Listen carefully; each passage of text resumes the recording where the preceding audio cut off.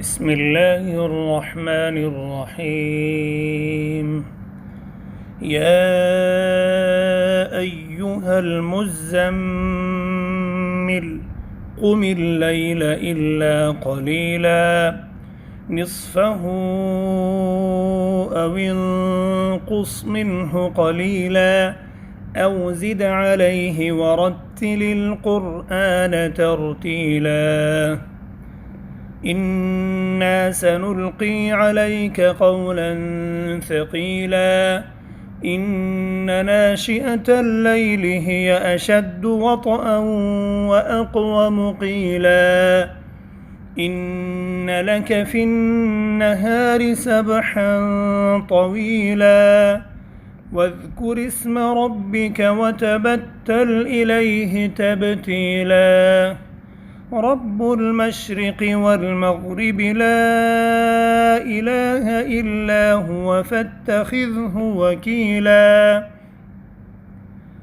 واصبر على ما يقولون واهجرهم هجرا جميلا وذرني والمكذبين أولي النعمة ومهلهم قليلا إن لدينا أنكالا وجحيما وطعاما ذا غصة وعذابا أليما يوم ترجف الأرض والجبال وكانت الجبال كثيبا مهيلا إنا أرسلنا إليكم رسولا شاهدا عليكم كما أرسلنا إلى فرعون رسولا فعصى فرعون الرسول فأخذناه أخذا وبيلا فكيف تتقون إن كفرتم يوما يجعل الولدان شيبا السماء منفطر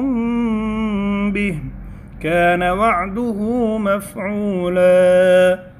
إن هذه تذكرة فمن شاء اتخذ إلى ربه سبيلا إن ربك يعلم أنك تقوم أدنى من ثلثي الليل ونصفه وثلثه وطائفة من الذين معك والله يقدر الليل والنهار علم أن لن تحصوه فتاب عليكم فاقرؤوا ما تيسر من القرآن علم أن سيكون منكم مرضى وآخرون يضربون في الأرض يبتغون من فضل الله وآخرون يقاتلون في سبيل الله فاقرؤوا ما تيسر منه وأقيموا الصلاة وآتوا الزكاة وأقرضوا الله قرضا حسنا وما تقدموا لأنفسكم من خير تجدوه عند الله هو خيرا وأعظم أجرا واستغفروا الله إن الله غفور رحيم.